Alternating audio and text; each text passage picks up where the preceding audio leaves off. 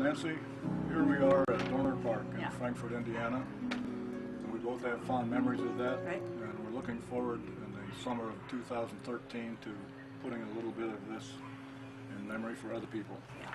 It's dedicated to Pearl Comely Dorner, our grandmother, who died the year I was born. Right. What do you remember about our grandmother? Well, what I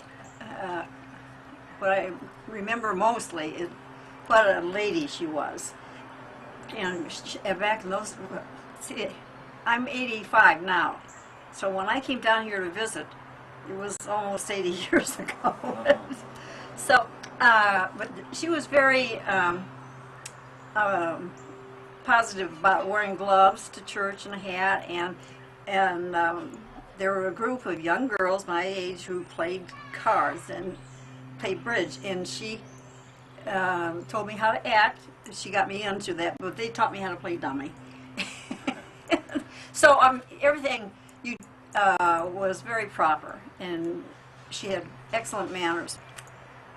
So, well, I wish I had known her. There are two dedications of the park, a stone with a bronze plate on it and a stone with carving in it. Interesting fact is that the name Comely is spelled two different ways on each of the two dedications, and the date of dedication is two different dedication dates, around 1940. And I'll just say a word or two about this property before it was park. In the very nice history of Frankfort by Helen Grove, there is a page in a little more on Alhambra Lake, and there was actually a 3.5-acre lake down here that was man-made from 5 springs by a man named Sims, and he did that in 1886 and charged a quarter to swim and use the lake. And in one winter, it was here for 30 or 50 years, I'm not sure when, it was stopped, but a young man drowned through the ice one winter, and it was decided to close the lake. We're not sure when the property came to our grandfather, but you have an interesting story about how it he may have gotten the idea to make it a park. Okay. I can digress too also. He had chickens down here. Yes. And I was probably 2 or 3 years old. And I came down to help him gather the eggs. And he turned around and looked at me, and there was a bucket, and I had eggs in each hand. And he said, "Hey, kid, put those down." And I went, boom, boom. Anyhow, when I was probably 5, so that's 80 years ago, and my brother was 3 and my sister 2, we would visit at their home at 650 South Clay Street, which is just up the road here. And Jack and Jean and I would run through the house, through the dining room, and out the dining room window, and we would jump on his lily bed. And it really bugged him that we were damaging his lily bed. So he said, "What these darn kids need is a place to play." So that was the seed, and that was probably, I was born in the mid-30s. So it was dedicated in 41, so that was what got this going. But that side he gave to the city, the amusement side, and this side he had for garden, which he... Well, it evolved into a rather nice park on the west side of Clay Street. The family retained possession of the part on the east side where we're sitting at the moment, and we'll talk more about the east side later. But on the west side, there was a rather large softball and baseball field that was widely used then. There was a children's park with playground equipment. I remember 2 different kinds of merry-go-rounds, one the kind that you pumped with your legs to make it go, and the other that kids would get off, grab it, and run around and then jump on once they got it going. I don't think either of those would stand today's safety regulations for parks. There was a slide. There were swings. I remember before TV, something families would do is go out in the evening and look for something to do, and often end up at a park like this, and the kids would end up playing. And to push the swings high enough so that you could run under it was a sport.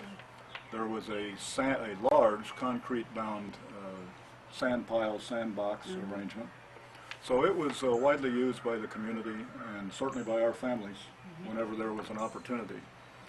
The tennis courts had a rather interesting position in my view, in Frankfort history. Frankfort had excellent tennis for a town this size. A lot of it was due to, I think, even more recently, one man, Polly Wainscott, who was involved in a lot of community tennis training, and his son Bud was an excellent tennis player prior to just a few years ahead of me. And those courts were clay courts, which require a lot of care. Pulling weeds, lining with lime, and just take a lot of care.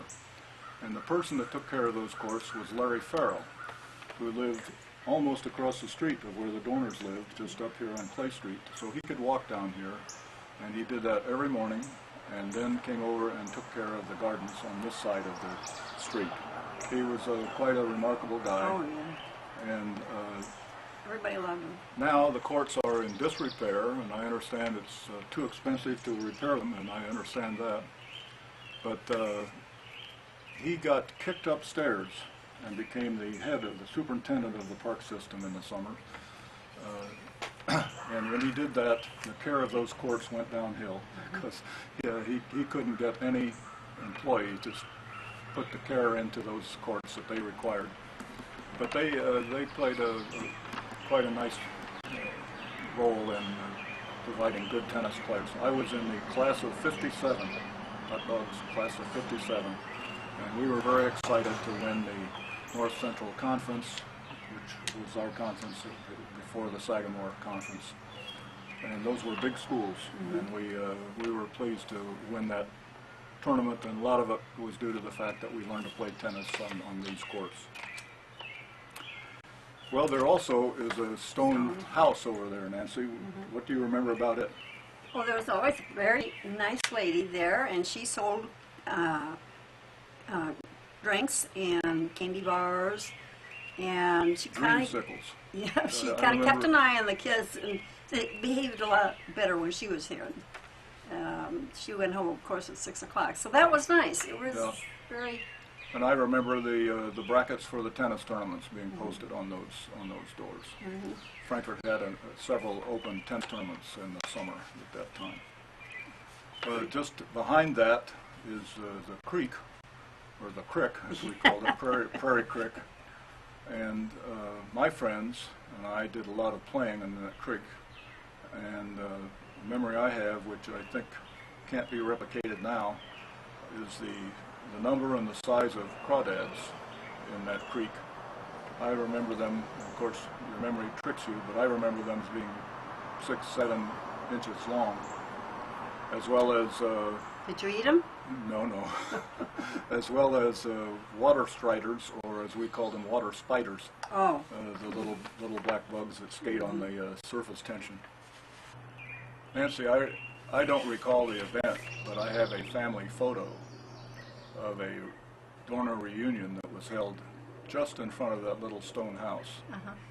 And if you come closer to Clay Street, I remember that you and our other cousins from Tennessee used to visit in the summer, and I have a photo of all of us cousins in front of a Chevrolet standing over there on Clay Street. Let's cross the street and look at the east side of Dorner Park, which had a little bit of separate history. As we said, I noticed you call him grandfather, I called him granddaddy. And here, for correctness, I'm saying granddad. But granddad. he retained the ownership of this side of the street, and Larry Farrell did the gardening for him. And raised flower beds. Raised flower beds. Beautiful. My recollection is cannas and marigolds and peonies, and you said there was all kinds of flowers. whenever I wanted to borrow a car, I would come over here when I was in school at Purdue, and Grandfather would always be down here working. Yes, yes. Well, there was nothing else here at the time. Just to the south of us,